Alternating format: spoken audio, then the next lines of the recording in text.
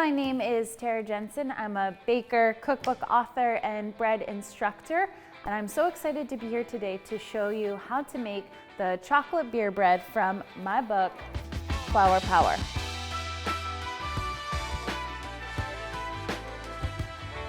So I love chocolate, I love beer. We have both constantly in our household. So it just made total sense to put them together into this super fun loaf. It's got a nice malty taste to it, so you want to use like a Guinness or a stout, not a fruity sour beer for this dough.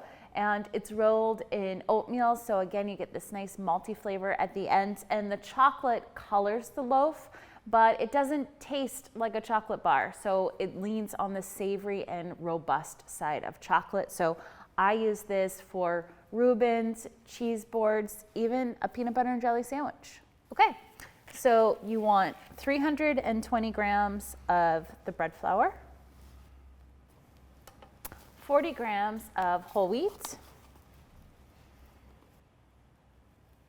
great, 40 grams of the dark cocoa powder. You're gonna add your salt, which is 8 grams. And then I like to just aerate it by hand. You could use a whisk, but I always feel that it's important to aerate your flour before you start adding any of the liquid.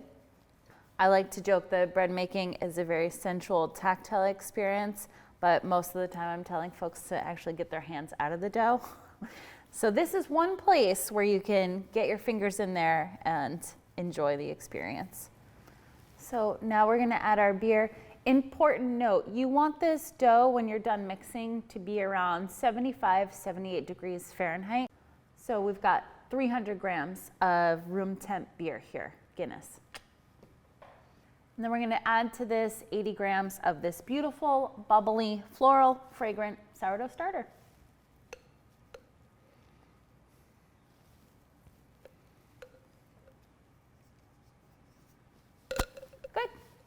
You want a little container of water so you can be dipping your hands in your water as you mix. It's going to keep dough off your hands, one, and in the bowl, and two, makes cleanup really easy.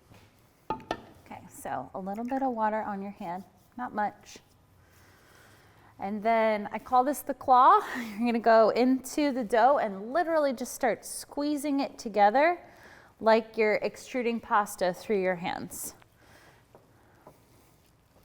So all you're looking for here, we are not mixing the ingredients together to build any strength at this point, just incorporation. Once there are no visible bands of starter in the dough and you can feel the salt has dissolved, you're pretty much good to go. Once the dough is mixed, you want to use a nice flexible scraper to get everything in the bowl together. I like to say that your dough bowl is a reflection of your state of mind, so I want to keep it nice and clean, organized, calm the whole way through. I've learned that's a hard pill to swallow for some bakers, so just try. And then sheet pan, dinner plate, wooden cutting board, you choose, but you're just going to cover it and then let it rest for 1 hour. So it's been an hour and we're gonna start our folding process here. Let me show you how to do it. A little bit of water on the table. We're gonna use the table and some stretching to build tension and strength into the dough. And then I also have my fingertips wet. I call this the posh. You're gonna just go around the outer edge of your dough.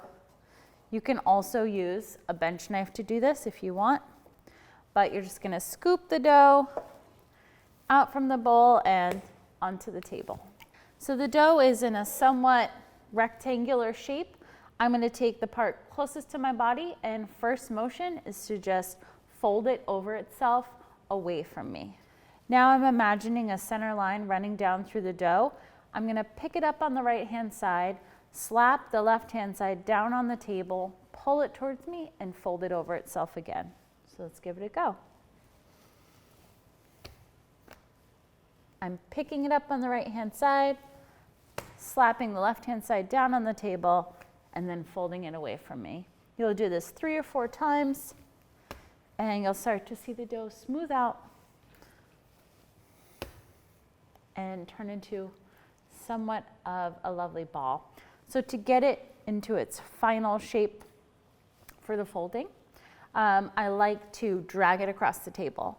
So I call this the Superman sweep. You're gonna put your fingers together like you're flying through the air, and you wanna drag it onto the table. So my fingers are pressed together. A little bit of the dough is caught between the edge of my hand and the table, and I'm just gonna slowly drag it towards me.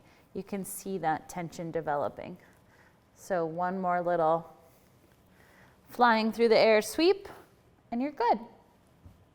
You're gonna pick the dough up, place it smooth side up into the bowl, cover it, fold it again in an hour.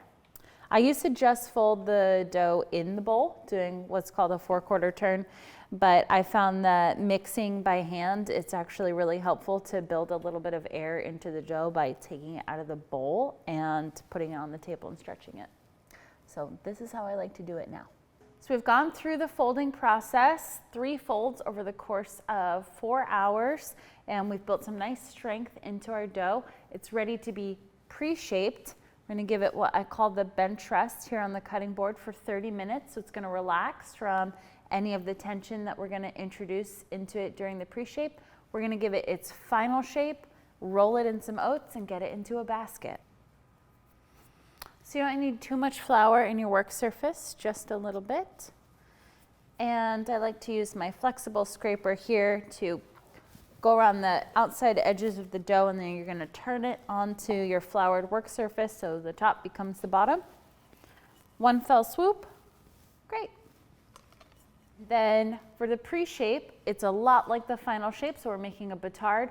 Whether I'm making a batard or a round, I always pre-shape the same way. So here it is.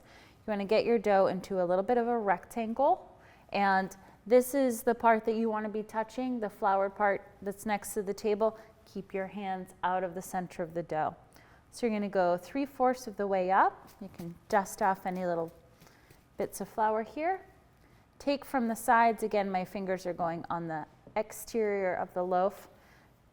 Take from the sides, gently pull about 1 inch or 2 away, and then swaddle. So you're gonna cross them over each other. Nice overlap here. So you want them to go one on top of the other. Call this the envelope shape. You're gonna go from the bottom to the top, creating a seam that's gonna run away from you. So bottom to the top, great. So then you're just gonna turn it on its side so the seam goes underneath. You're now looking at the top of the dough, and then again, I'm gonna use my hands. You could use the bench scraper if you want. I'm just gonna pull it towards me using the tension of the table to help smooth it out and get it into a round. Right, you've got your nice pre-shape going on.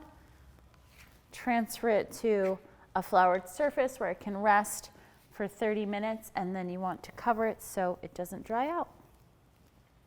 All right, we're about halfway through the whole process. It's been resting for about 30 minutes, so it can relax from the tension that was introduced during the pre-shape.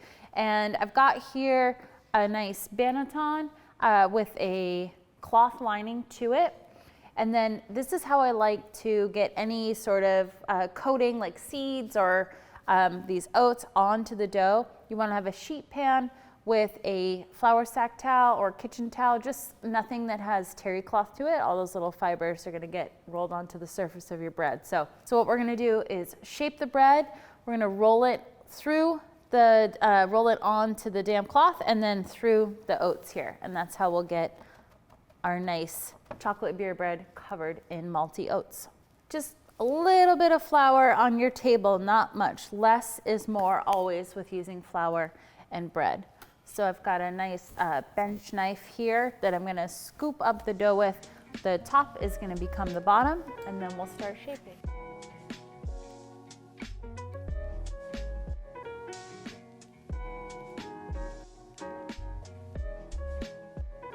Knife goes swoop under the dough, flip it over onto the damp towel, roll it on the towel, and then roll it through the oats to coat it.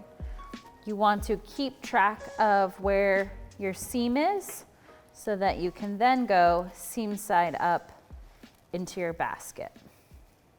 And you're gonna go right into the center of your basket.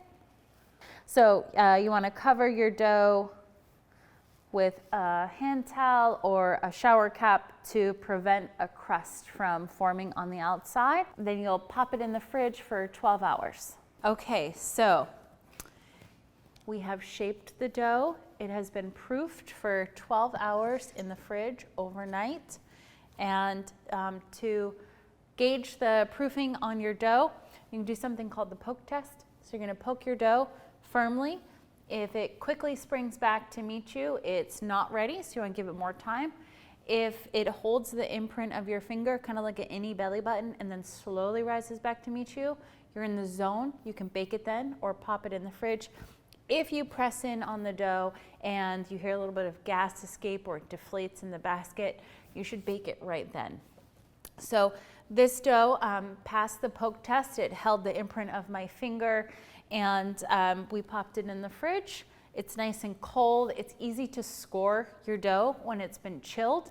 So we are ready to go. I've got my lom here with the blade attached. We've got some nice gloves for holding our hot Challenger bread pan, which has been in the oven preheating at 500 for about half an hour, and a wire rack to put the hot bottom of the bread pan on. So whether you're using a Challenger bread pan or a Lodge combo cooker or a Le Creuset pot, you want to get your vessel, your baking vessel, nice and hot before you put your bread in. Just be mindful. Hot, that's fine. That's what we like. Razors, hot pans, we're living on the edge. So you're gonna just turn it right out into the pan.